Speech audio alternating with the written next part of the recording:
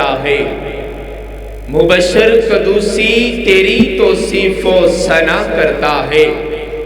میرا ہر سانس تیرا شکر ادا کرتا ہے۔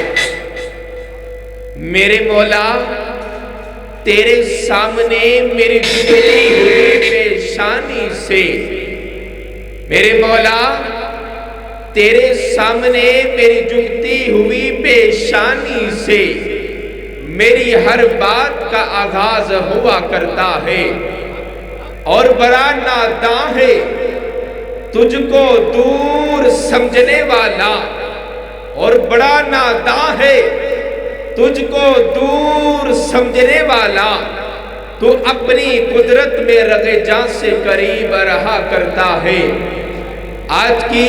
یہ خوبصورت محفل سجانے والے محترم جناب شیخ حاجی ایوب صاحب،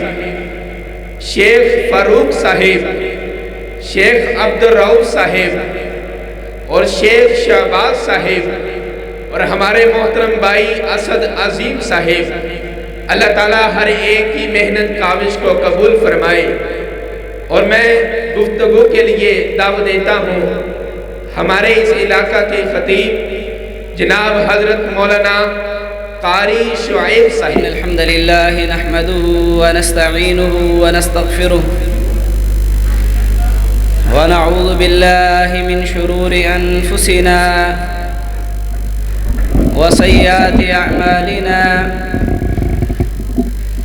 من يهده الله فلا مضل له ومن يضلله فلا هادي له، أشهد أن لا إله إلا الله وحده لا شريك له، وأشهد أن محمدًا عبده ورسوله، أما بعد فإن أصدق الحديث كتاب الله، وخير الهدى هدى محمد صلى الله عليه وسلم، وشر الأمور محدثاتها، وكل محدثة بدعة، وكل بدعة ضلالة، وكل ضلالة في النار. أما بعد فأعوذ بالله السميع العليم من الشيطان الرجيم من همزه ونفخه ونفسه. هو الذي بعث في الأميين رسولا منهم يتلو عليهم آياته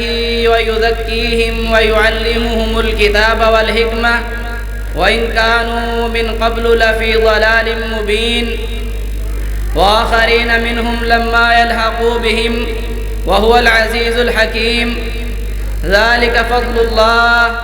يؤتيه من يشاء واللہ ذو الفضل العظیم. ہر قسم کی حمد و ثنا، بڑائی، کبریائی، تمہید و تملیک اس اللہ رب العالمین احکم الحاکمین کے لیے جو اکیلا اس ساری دنیا کا خالق، مالک اور رازق ہے، اور کل کائنات تمام موجودات کی ہر قسم کی عبادتوں کے صرف اور صرف اکیلا یکتا ہی لائق ہے، اور بے شمار انگنت لا تعداد بے حد و حساب درود و سلام کی بارشیں ہوں اس ہستی طاہر و مطہر اقدس و مقدس پر جن کا نام نامی اسم گرامی محمد رسول اللہ صلی اللہ علیہ وسلم ہے۔ گرامی قدر احباب، آج کی یہ محفل شان مصطفیٰ بہت ہی عظیم محفل ہے۔ یقیناً سارے کے سارے دین کا خلاصہ قرآن و حدیث کا نچوڑ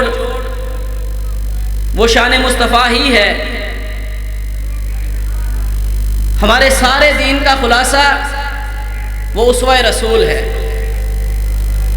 اللہ رب العالمین نے اپنے محبوب کو ہمارے لیے اسوہ بنایا ہے، اپنے محبوب کی سیرت کو اختیار کرنے کا حکم دیا ہے۔ اسوہ کسے کہتے ہیں؟ سیرت کا کیا مفہوم ہے؟ اسوہ عربی زبان کا لفظ ہے جس کا معنی ہماری زبان کے اندر ہے نمونہ، اور انگلش کے اندر اس کا معنی ہوگا آئیڈیل۔ یعنی مطلب یہ ہے کہ اللہ رب العالمین نے ہمارے لیے ہماری زندگی کے ہر پہلو کے اندر،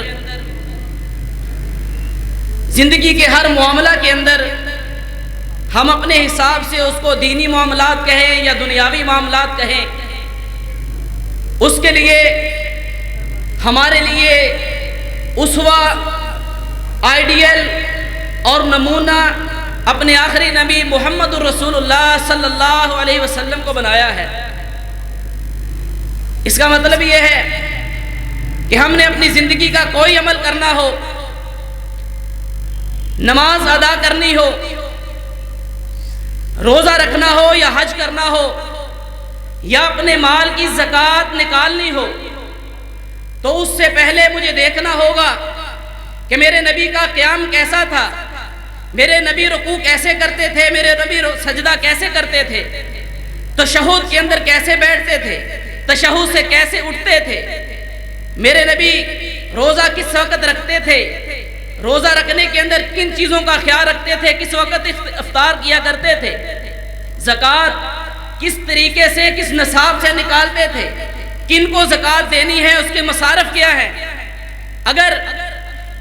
اپنے حساب سے ہم دنیاوی امور لے لیں تو میں نے اگر اپنی کسی صاحبزادی کی شادی کرنی ہے، کسی اپنے صاحبزادے کی نسبت کو طے کرنا ہے، تو مجھے بحیثیت نبی کا امتی ہونا کے لحاظ سے یہ دیکھنا ہوگا کہ میرے نبی نے سیدہ فاطمہ کو اپنے گھر سے کس طرح سے رخصت کیا تھا۔ اگر میرے گھر کے اندر کوئی غم آ جاتا ہے تو مجھے دیکھنا ہوگا کہ میرے نبی کے ہاتھوں کے اندر آپ کا بیٹا ابراہیم اس نے دم توڑا تھا، تو میرے نبی نے اس غم کے لمحات کو کیسے گزارا تھا۔ میں نے کاروبار کیسے کرنا ہے، صدیق اکبر نے تجارت کیسے کی تھی، حیدر کرار نے جہاد کیسے کیا تھا۔ اپنے ایک ایک عمل کے اندر رسول اللہ صلی اللہ علیہ وسلم کو اسوہ بنانا ہے۔ لیکن بدقسمتی سے 1442 سال گزرنے کے بعد ہمارے معاشرے نے یہ سمجھ لیا ہے کہ نبی کریم صلی اللہ علیہ وسلم سے محبت، آپ پر ایمان لانا، اس کا مطلب یہ ہے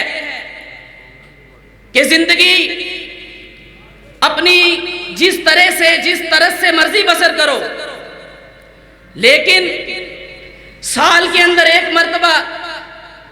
اپنے رب کے دیے ہوئے مال سے کوئی ایسی محفل، کوئی ایسا جلوس نکال لو اور اس کے ساتھ اللہ کے رسول کے ساتھ محبت کا تقاضا کرو، رسول اللہ صلی اللہ علیہ وسلم سے محبت کے نعرے لگاؤ، محبت کے دعوے کر لو،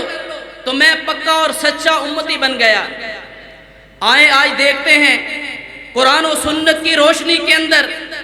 رسول اللہ صلی اللہ علیہ وسلم کے اسوے کے اندر، کہ اللہ رب العالمین نے کن لوگوں کے ایمان کو معتبر قرار دیا اور کن کے ایمان کی اور طرز عمل کی حوصلہ شکنی کی۔ مجھے ایمان سے بتائیے، کبھی صدیق اکبر کو اس بات کی ضرورت پڑی ہو کہ اس نے آ کے نبی کریم صلی اللہ علیہ وسلم کی محفل مجلس کے اندر یا مسلمانوں کی مجلس کے اندر یا سال بھر کے کسی مخصوص دنوں کے اندر اس بات کا اظہار کرنے کی کوشش کی ہو یا ضرورت محسوس کی ہو کہ صدیق اکبر بھی رسول اللہ سے محبت کرتا ہے؟ کبھی عمر فاروق نے آپ کی مجلس کے اندر آ کے کہا ہو کہ اللہ کے رسول، میں بھی آپ کے اوپر ایمان لایا ہوں، میں بھی آپ کے اوپر فدا ہونے والوں میں سے ہوں، میں بھی آپ سے محبت کرنے والوں میں سے ہوں؟ کبھی ذوالنورین نے اس بات کا دعویٰ کیا ہو کبھی حیدر کرار نے اس بات کا دعویٰ کیا ہو؟ یہ کون لوگ کیا کرتے تھے؟ اللہ کے رسول کی مجلس کے اندر آئے اور آ کے کہتے اللہ کے رسول ہم بھی کہتے ہیں کہ آپ اللہ کے رسول ہیں۔ کوئی آ کے کہتا اللہ کے رسول ہم بھی مومن ہیں، ہم بھی ایمان لے آئے ہیں۔ کوئی آ کے کسی چیز کا دعویٰ کرتا، کوئی آ کے کسی طرح کا دعویٰ کرتا۔ اللہ رب العالمین نے کیا فرمایا؟ اللہ رب العالمین نے فرمایا اے پیارے پیغمبر اذا جاءک المنافقون قالوا نشہد انک لرسول اللہ، آپ کے پاس کچھ لوگ آ کے کہتے ہیں، آپ کی مجلسوں کے اندر آ کے دعوے کرتے ہیں اے اللہ کے رسول ہم بھی آپ کے اوپر ایمان لائے، ہم گواہی دیتے ہیں آپ اللہ کے رسول ہیں، ہم آپ کے وفادار ہیں، ہم بڑی محبتیں کرتے ہیں مسلمانوں کے اندر بھی۔ کہیں اللہ رب العالمین فرماتے ہیں قالت الاعراب آمنا، عرابی دیہاتی آ کے اپنے ایمان کے دعوے کرتے ہیں، لیکن یہ کون لوگ ہیں؟ اذا جاءک المنافقون، اپنے ایمانوں کے دعوے کرنا، اپنے ایمانوں کے چرچے کرنا، اپنی محبتوں کے چرچے کرنا، اپنی محبتوں کے جلوس نکالنے اور لائٹوں کے ساتھ اپنی محبتوں کے اظہار کرنے، یہ مومنین کو ضرورت نہیں پڑتی ہے۔ جن کے بارے میں اللہ رب العالمین نے فرمایا امتحان اللہ قلوبہم للتقوی، جن کے بارے میں اللہ نے فرمایا اولئک ھم الصادقون، کچھ لوگ وہ تھے جو خود کہتے تھے ہم محبت کرتے ہیں، ہم محبت کرتے ہیں، ہم ایمان لے آئے، ہم گواہی دیتے ہیں آپ اللہ کے رسول ہیں۔ کچھ کے بارے میں اللہ اور اللہ کے رسول کہتے تھے ہم گواہی دیتے ہیں کہ یہ سچے ایمان لانے والے ہیں۔ اللہ نے کیا فرمایا؟ جو کہتے ہیں قالت الاعراب آمنا، عرابیوں نے کہا ہم ایمان لے آئے، اللہ نے کہا اپنا ایمان جتلاتے ہو، اللہ کے نبی کے سامنے آ کے اپنے اسلام کو جتلاتے ہو۔ وَلَمَّا يَدْخُلِ الْإِيمَانُ فِي قُلُوبِكُمْ، جس بندے کو اپنے ایمان اپنا محبت بتانا پڑتا ہے، اظہار کرنا پڑتا ہے، اس کے لیے اسے کوئی مجلس محفل منعقد کرنی پڑتی ہے کہ لوگوں کو پتہ چل جائے کہ میں بھی محب رسول ہوں، میں بھی بڑی محبت کرتا ہوں، اسے کچھ لگا کے، اسے کچھ جگمگا کرا کے یہ بتانا پڑتا ہے۔ اللہ فرماتے ہیں وَلَمَّا يَدْخُلِ الْإِيمَانُ فِي قُلُوبِكُمْ، اگر تمہیں ابھی تک اپنا ایمان رسول اللہ صلی اللہ علیہ وسلم سے محبت کا اظہار کر کے بتانا پڑ رہا ہے تو یاد رکھ لو اللہ کے قرآن کا فیصلہ ہے وَلَمَّا يَدْخُلِ الْإِيمَانُ فِي قُلُوبِكُمْ، پھر اس ایمان کی تم نے لذت حاصل نہیں کی، یہ ایمان تمہارے دلوں تک نہیں پہنچا ہے۔ جن کا ایمان ان کے دلوں کے اندر گھر کر گیا، جنہوں نے ایمان کی لذت اور مٹھاس کو پا لیا، ان کی حالت کیا تھی، ان کی کیفیت کیا تھی؟ انہوں نے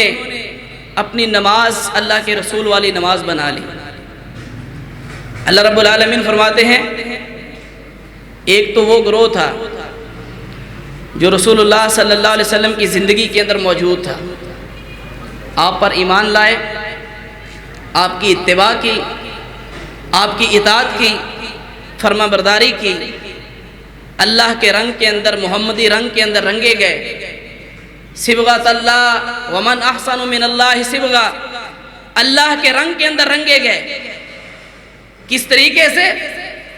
اپنے ایمان کا چائنا کی لائٹیں لگا کے اظہار کر کے اللہ کے رنگ کے اندر رنگے گئے۔ اپنی موٹر سائیکل، اپنی گاڑیوں پر چائنا کی لائٹیں لگا کے اور ایک مخصوص وقت کے اندر ایمان کا اظہار کر کے کسی مخصوص دن میں، کسی مخصوص ہفتے میں، کسی مخصوص دن میں نہیں، مخصوص دن والوں کو، اپنی زبان سے اظہار کرنے والوں کو، زبان سے یہ کہنے والے کہ ہم گواہی دیتے ہیں آپ اللہ کے رسول ہیں، اے اللہ کے رسول ہم ایمان لے آئے، ہم بھی مومن ہیں، ہم بھی مسلمان ہیں، ان کے بارے میں اللہ نے فرما دیا نہیں وَلَمَّا يَدْخُلُ الْإِيمَانُ فِي قُلُوبِكُمْ، اور جن کے دلوں کے اندر ایمان گھر کر گیا، جن کے دلوں کے اندر ایمان نے جگہ پکڑ لی، ان کو کبھی کہنے کی ضرورت نہیں پڑی۔ وہ کون تھے؟ وہ اتباع رسول اختیار کرنے والے،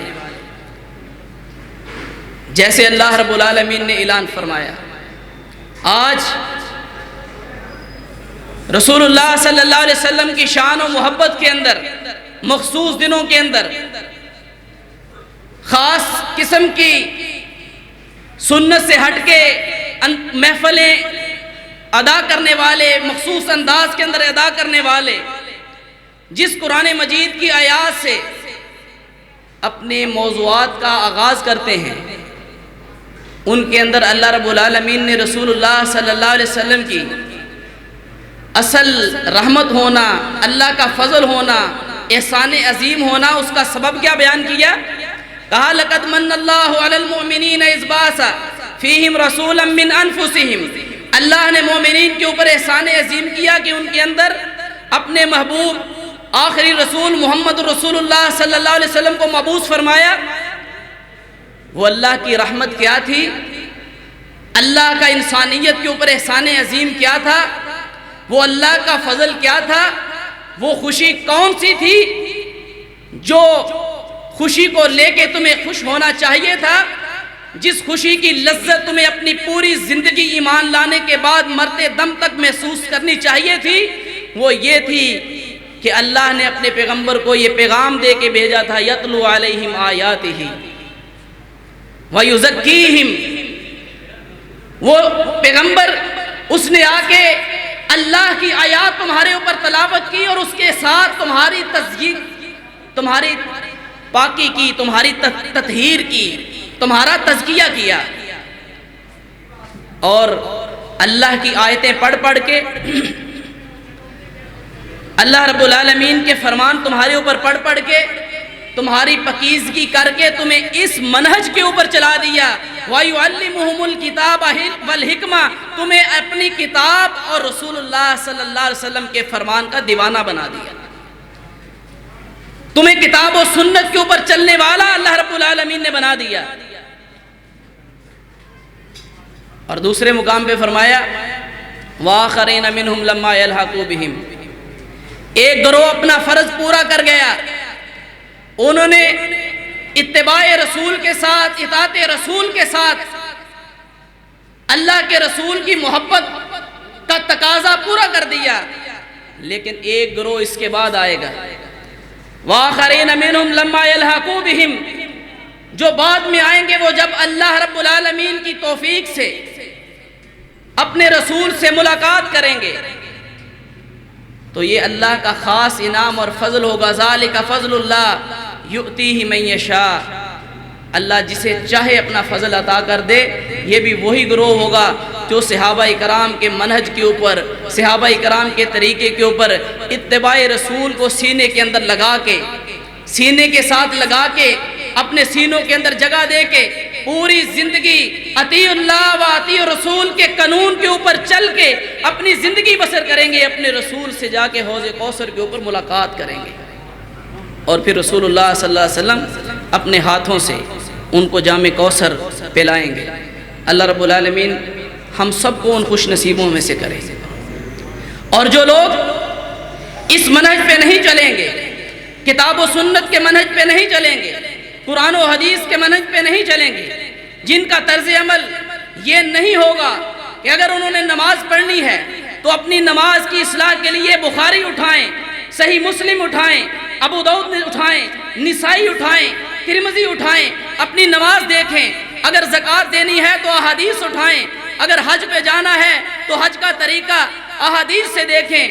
رسول اللہ صلی اللہ علیہ وسلم کے اسوہ کو ہر معاملے کے اندر، ہر کام کے اندر، اپنے ہر زندگی کے پہلو کے اندر اپنے رسول کو فالو نہیں کرنے والے ہوں گے، جو کرنے والے ہوں گے ان کو رسول اللہ صلی اللہ علیہ وسلم حوض کوثر پہ ان کو جام کوثر پلائیں گے،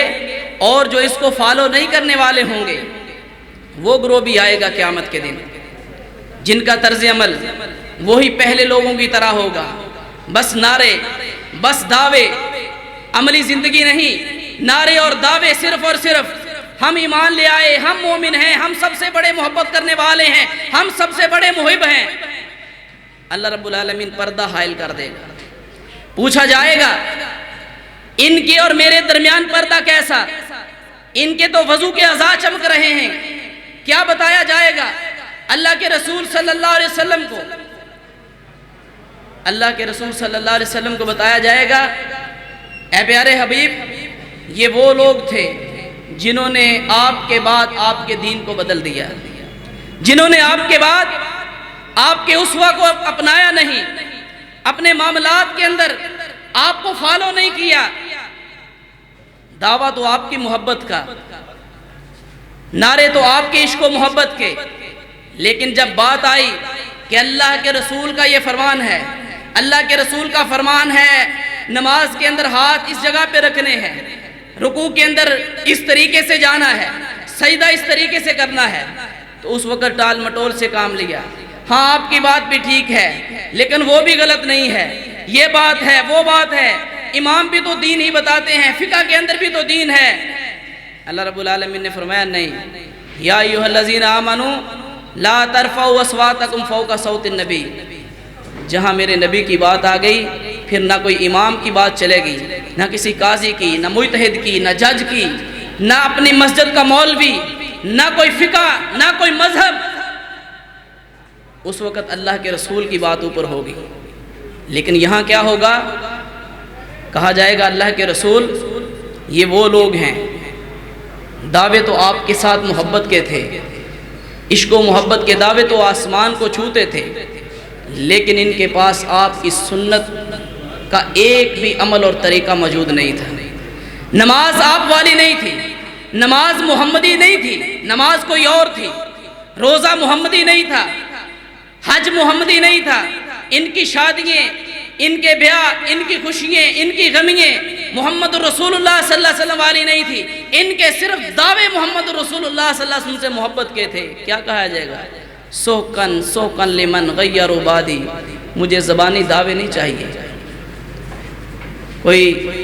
اللہ کے دیے ہوئے مال میں سے اللہ کے رستے کے اندر خرچ کر کے اللہ اور اللہ کے رسول کی محبت کو خرید لے گا؟ اللہ اور اللہ کے رسول کی محبت مالوں کے ساتھ خریدی جا سکتی ہے،